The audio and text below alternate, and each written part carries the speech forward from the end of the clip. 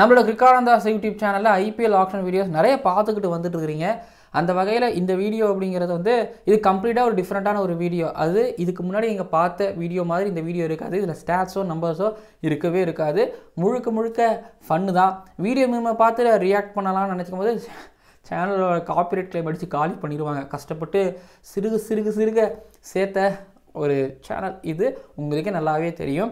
But இந்த மீமெல்லாம் பார்த்து நான் ரியாக்ட் பண்ண போகிறேன். இந்த ஐபிஎல் ஆக்ஷனுக்கு வந்தது எனக்கு மீம் கிரியேஷன்ஸுங்கிறது ரொம்ப பிடிக்கும். அந்த சினாரியோவுக்கு ஏற்ற மாதிரியான ஒரு சீனு, அதுலேயும் அந்த படத்தில் இருக்கக்கூடிய சீனை அப்படியே பாஸ் பண்ணி கரெக்டாக ஸ்க்ரீன்ஷாட் எடுக்கிறது, அதை வந்து ஒரு ஆப்புக்கு அனுப்பி அந்த ஆப்லேருந்து இன்னொரு ஆப்பை போட்டு அந்த ஆப்லேருந்து இன்னொரு ஆப்புக்கு போட்டு, அதாவது அதை டெக்ஸ்ட்டு போட்டு லோகோ வச்சு அதை அப்லோட் பண்ணி அதுக்கு ஒரு பாட்டு போட்டு பசங்க மாதிரி கலக்குவாங்க தெரியுங்களா.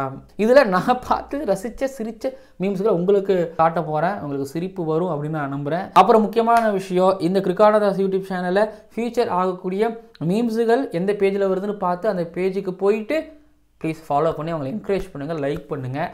அதே போல் வந்து நம்ம வீடியோவை பார்த்து லைக் பண்ணுங்கள். நீங்கள் நிறையாவுக்கு லைக் பண்ண தான் யூடியூப் நம்ம வீடியோ வந்து நிறைய பேர் ரீச் ஆக வைக்கும். அண்ட் இந்த ஷோ உங்களுக்கு பிடிச்சிருந்தாலும் லைக் பண்ணுங்கள். உங்களோட கிரிக்கெட் ஃப்ரெண்ட்ஸுகளுக்கு வீடியோவை ஷேர் பண்ணுங்கள். நீங்கள் சப்ஸ்கிரைப் பண்ணுங்கள், அவங்களுக்கு சப்ஸ்கிரைப் பண்ண சொல்லுங்கள். உங்களுக்கு பிடிச்ச மீமை கீழே வந்து கமெண்ட் பண்ணுங்கள். போகலாம். ஜெனி லேடிஸ் அண்ட் ஜென்டில்மேன், இந்த ஐபிஎல் ஆக்ஷன் 2025 ஸ்பெஷல் கிரிக்கானந்தாஸ் ஷோவிற்கு, அதாவது மீம் கிரியேட்டர்ஸ் ஸ்பெஷல் கிரிக்கானந்தாஸ் ஷோவிற்கு உங்களை வரவேற்கின்றேன். ஸோ மொதல் மீம் நான் பார்த்து ரசித்த மீம்னா, Rishabh Pant sold to LSG for 27 crores. 27 கோடிக்கு போனது பெரிய பிரச்சனை கிடையாது, எல்எஸ்ஜி போனது தான் பெரிய பிரச்சனையே. சவுக்கு சங்கர் விடுதலை, ஆனால் மீண்டும் கைது. இந்த டெம்ப்ளேட்டு பார்த்தோன்னே எனக்கு சிரிப்பு வந்துருச்சு ஒன்று. அதில் ரிஷப் பண்டோட ஃபேஸு மர்வ் பண்ணி போட்டாங்க பாரு, அது எனக்கு அதை விட சிரிப்பு.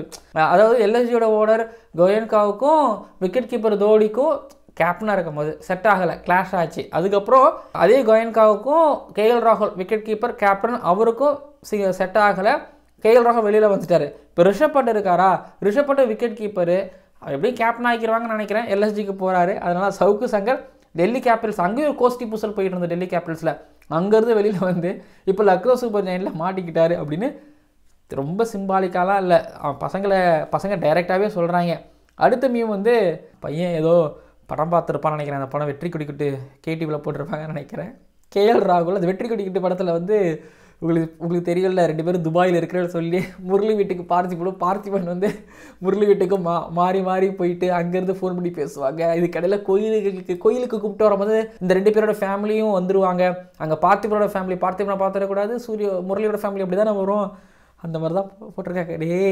கடா செம்ம க்ரியேட்டிவிட்டி. ஆனால் இந்த மாதிரி டெம்ப்ளேட் நான் பார்த்ததே கிடையாது. இது சூப்பர் படம், ஓகேங்களா, செம்ம படம். ஒரு மாதிரி புழியும், மனசை புழியும். சின்ன வயசில் அப்போல்லாம் பொதுகையில் படும்போது ஐயோடலாம் ஒரு மாதிரி அழுகையாக இருக்கும்.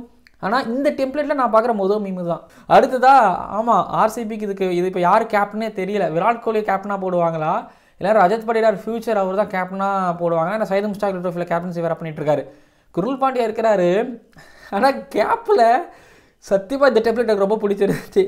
என்னது, கேப்டன்சி கொடுத்தாதான் ஆர்சிபிக்கு ஆடுவேன்னு ஐபிஎல் ட்ரோஃபி வின்னர் குர்னூல் சொல்லிட்டாரா அப்படின்னு இந்த மீம் போட்டவன் கண்டிப்பாக ஐயோ சீரியஸாக சொல்கிறையா, சரியான க்ரியேட்டிவிட்டியா, சரியான டெம்ப்ளேட்டியா. எனக்கு இந்த காமெடி ரொம்ப பிடிக்கும். சீரியஸ்லி இந்த படத்தில் வர காமெடி எனக்கு ரொம்ப பிடிக்கும். ஸ்னேக் பாபு காமெடி ரொம்ப பிடிக்கும். இந்த டெம்ப்ளேட்டில் இது வரைக்கும் நான் மீம் பார்த்ததே கிடையாது. அப்போனா எனக்கு இருக்காது, நீங்கள் வந்து நிறைய மீம் பார்த்ததே இல்லைன்னு நீங்கள் சொல்கிறீங்களா. நான் எப்போயாவது ஸ்ட்ரெஸ்ஸாக இருக்கும்போது வேணால் சோஷியல் மீடியா பக்கம் வரும், அதில் பார்க்கும்போது எனக்கு ரொம்ப பிடிக்கும். அடுத்த மீமு, ஐயோ ஆனால் உன்னா இந்த நம்மை போல நெஞ்சம் கொண்ட அந்த பாட்டு போட்டு அதுக்கப்புறம் பிரபு ரஜினியை அரையிற ட்ரிப்ளிட்டு அதை போடுவாங்க. அறைய மாட்டார், ரஜினி பார்ப்பார். ஆர்சிபி வந்து சிராஜ் எடுக்கலை, ஜிடி எடுத்துட்டாங்க. ஸோ 2 பேரும் நேருக்கு நேராக ஃபேஸ் ஆஃப் பண்ணிக்கும் போது என்ன நம்மை போல் நெஞ்சம் கொண்ட இப்போ தான் ஆரம்பிச்சிருக்கிறாங்க. மேட்ச் நடக்கும் தான் நீங்கள் பாருங்கள், என்னென்ன கலாட்டாக நடக்குன்னு பாருங்கள். எல்லோரும் அதை வச்சு ஷேர் பண்ணி, நானே கூட ஏதாவது ஒரு பாட்டு போட்டு ஷேர் பண்ணி, சரி விடுங்க நம்ம அடுத்த மீமுக்கு போவோம். ஃபுல் ஆர்டிஎம் யூஸ் பண்ணலைன்னு அவன் நம்மளை கையை கொடுத்து கலாய்க்கிறான்டா. ஆர்சிபி ஃபேன்ஸ் ஆர்சிபி மேனேஜ்மெண்ட்டை பார்த்து சொல்கிறது இந்த வல்லவனுக்கு புல்லுமா. இந்த காமெடி டோட்டலாக அந்த ட்ரெயினில் வர அந்த செக்மெண்ட் ஃபுல்லாகவே படமே ஒரு மாதிரி லாஃபிங் ராயாட் தான். சந்தானம் ஹீரோவாக நடித்த முதல் திரைப்படமா. பட் இந்த படம் அல்டிமேட்டு வேறு லெவலில் இருக்கும். அதுலேயும் இந்த படத்தில் வர காமெடி, ஏன் வில் ஜாக்ஸுக்கு ஆர்டிஎம் போல அப்படின்னு சொல்லிட்டு நான் எக்ஸ்பிளைன் பண்ணி ஒரு வீடியோ போட்டிருப்பேன். பட் இதெல்லாமே ஒரு ஃபன்னுக்கு தான். இந்த மீம் எடுத்தது ஒரு ஃபன்னுக்கு தான். பட் என்ன காரணங்கிறத நான் எக்ஸ்பிளைன் பண்ணியிருக்கிறேன். அதை நீங்கள் அதில் போய் பார்த்துக்கோங்க. நான் இங்கே உங்களுக்கு எக்ஸ்பிளைன் பண்ணி உங்கள் நேரத்தை நான் பிடுங்க விரும்பலை.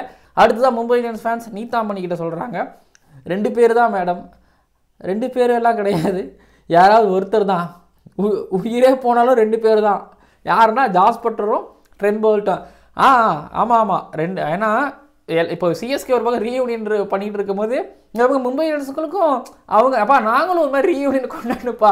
ஏன்னா ஜாஸ் பட்லர் உயிருக்கு உயிராக மும்பை இந்தியன்ஸுக்காக அவர் போயிட்டார். போனதுக்கப்புறம் வந்து பார்த்தீங்க அப்படின்னா எம்ஐ ஜெயிச்சதை வந்து ஒரு கட்டியிருந்த துண்டு மட்டும் தான் கட்டியிருந்தார். அதெல்லாம் கழட்டி அவுத்து போட்டு சுற்றி செலிப்ரேட் பண்ணார். ஆனால் அவர் ரிட்டைன் பண்ணுவாங்கன்னு பார்க்கும்போது அவர் ரிட்டைன் பண்ணலாம், ஆப்ஷனும் எடுக்கல. காந்தாயி எப்போ வந்தாலும் மும்பை அடிப்பார். அதனால் சேஃபாக மும்பை இந்த பக்கம் நகர்த்தி கூப்பிட்டு வந்துடலாம் அப்படின்னு ஃபேன்ஸ் ஒரு பிளான் போட்டாங்க. ஆனால் அது நடக்கல. ஆனால் ட்ரெண்ட் போல்ட்டை மட்டும் எடுத்தாங்க. இந்த மீம் நல்லா இருந்துச்சு. MS Jaddu Ash reunion again in CSK. நீங்கள் அந்த ஆம்பளை படம் பார்த்துருக்கீங்களா? அதில் வந்து எல்லாரும் ஒன்று சேருவாங்க. ஆனால் பிரபு மட்டும் தூரத்தில் இருப்பார். அவர் ரெய்னாவா டேய் இதை போட்டுட்டு அதுக்கப்புறம் யார் என்ன சொன்னாலும் யார் என்ன செஞ்சாலும் அந்த பாட்டு, ஐயோ சரி வருங்க போலாம். இது கண்டிப்பாக அடுத்த வருஷம் டிஜே பாட்டு போட்டுருவார். அடுத்ததாக சொல்லிக்கிறேன் இருங்க, நான் பார்த்ததுலே 10 டீம்லையும் ஓகேங்களா, 10 டீம்லையும் அவங்களே கலாச்சிக்கிட்ட புள்ளி பண்ணிக்கிட்ட பேண்டர் பண்ணிக்கிட்ட ஒரே மேனேஜ் பண்ணால் அது சிஎஸ்கே மேனேஜ் பண்ணது. ஆக்சுவலி இந்த வீடியோ பண்ணதுக்கு ஒரு ரீசன் என்ன, சிஎஸ்கேவோட ட்விட்டர் அவங்களோட சோஷியல் மீடியா பேஜஸ் தான்.